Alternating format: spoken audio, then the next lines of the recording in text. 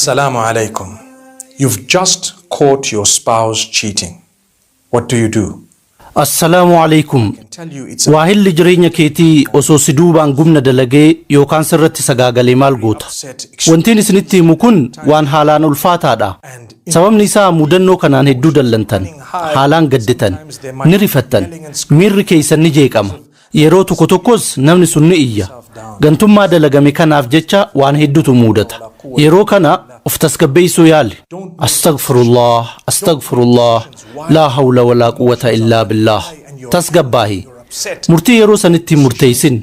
Wayita miirri kee jeeqamee haalaan ol ka'e kanatti, yeroo dallantee fi gaddite kanatti murtii hin murteessin. Tasgabbaahi. Yeroo fudhu tasgabbaahi. Rabbi siif haa laaffisu. Maal godhuu qabda? Gaafilee muraasa of gaafatuu qabda. Wanti isaan raawwatan sun maal inni? Badii hagamii akka hojjetan adda baafadhu. Sababni gumni waahila jireenyaa irratti dalagamu waan tokko qofaa miti.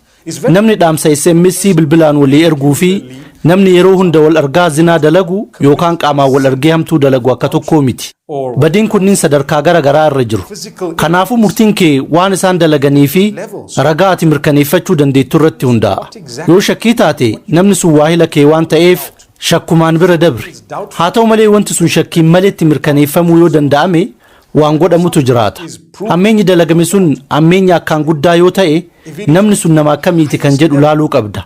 Namni gumna dalage sun akka waliigalaatti nama gaariidha. Yoo dubartii taate isiin nama gaariidha. Nama haqa irraa eeggamu seeraan bahuudha. Nama ajaja rabbii seeraan raawwatuudha. Nama haalaa fi amalli isaa bareedaati. Nama siif jecha jireenya keessatti wareegama kaffaluuf carraaquudha. Namoonni akkanaa yoo dogongoranii waa balleessan Rabbi wanta ammeenya isaanii kana jalaa ifa baaseef rahmata isaa dawoo godhatanii badiisan keessa akka hin turreef dafee isaan baasuuf akkas godhe jedhi yaadi. Rabbi akka badiisan keessa turan hin fedhu. Waan isaan jaalatuuf jecha jalqabuma badii dalaganii qabaman. Qabamnaan wanti dalagaa turan hundi addaan cite. Qabamuun sun gara Rabbi irraa araarama barbaaduutti akka deebi'an isaan taasise. Eega qabamanii booda dalagaa san ittiin fufne. Badii itti fufanii hamtuu san sadarkaa itti aanutti hin ceesifne. Waahilli jireenyaa keessan osoo isinirratti gumna dalagu yoo qabdan ammoo waahilli jireenyaa keessan sun nama akka waliigalaatti nama gaarii yoo ta'e badiin isaa sun isiniif saaxilamuun tarii rahmata rabbiin isaaf oole ta'uu mala. Sababa saniin badiin sun akka isin dhaqqabu taasifame. Isinis badii san irratti hundooftanii murteessitan. Akka badiin sun ittiin fufne gootan. Akkuma isiniin jedhe osoo hammeenyi sun saaxilamuu baate tarii itti fufuu mala. Haalli jiru kana yoo ta'e tarkaanfii hamaa fudhattanii gaa'ila keessan akka digdan isin gorsu. Tarii namoonni gorsa gara garaa isin gorsuu malu. Aadaa uummata gara garaa keessatti carraa lammaffaa kennuu wanti jedhamu hin jiru. Wanti ani isinitti himu namoonni gaggaariinis ni dogongoru. Waan kana ta'eef gumni dalagame sun kan akkamiiti kan jedhu ilaalaa. Akkasumas namni sun nama akkamii akka ta'e sirritti ilaalaa. Namni kun nama akkamiiti? Dhuguma nama gaariidha? Abbaa yookaan haadha ilmaan keessanii ta'uuf madaalu yookaan madaaltu? Waahila jireenyaa keessan ta'uuf nama madaalu? Namni ni dogongora. Suninumaa rahmata rabbiiti. Kanaafuu murtii silaa muramuu hin qabne kan isinii fi ilmaan teessaniif hin taane ammuma fudhachuudhaan adabbii rabbii ofitti hin waamina. Murtii murteessitan sanitti gaabbuu dandeettu.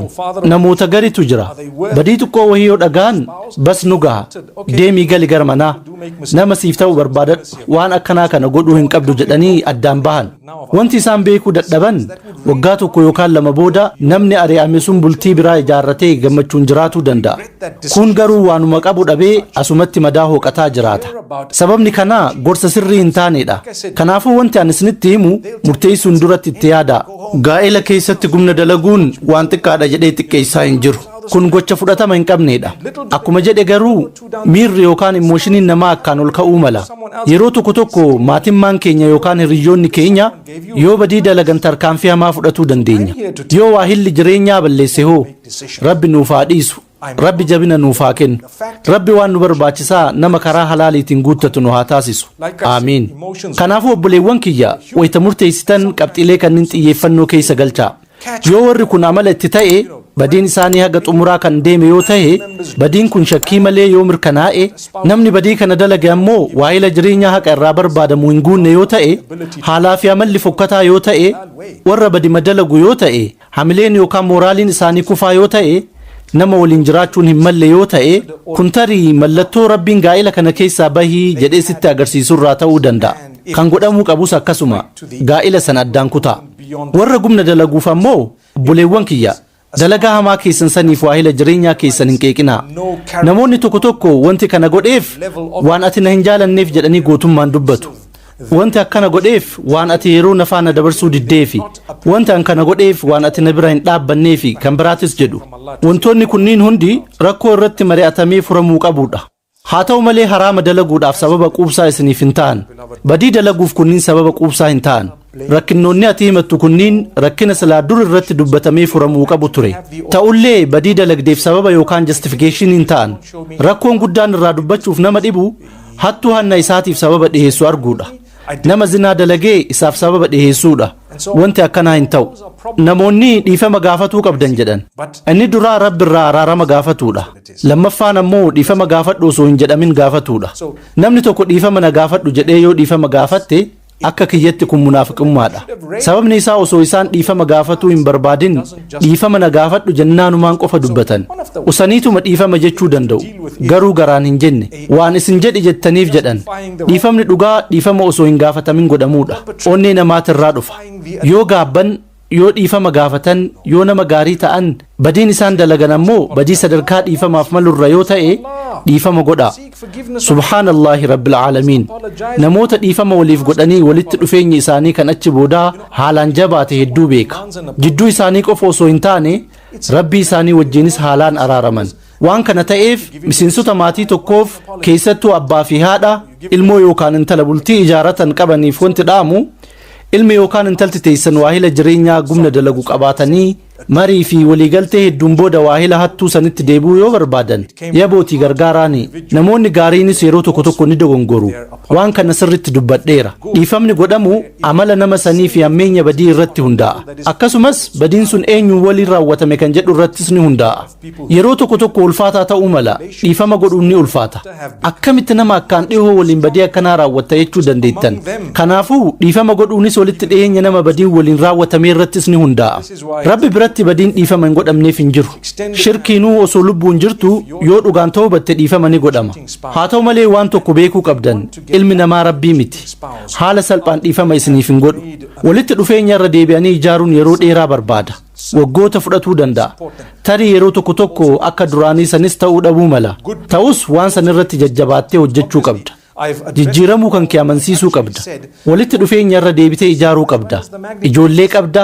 Dirqama hedduutu sirra jira. Maatii kanarratti humna hedduu fixxee jirta.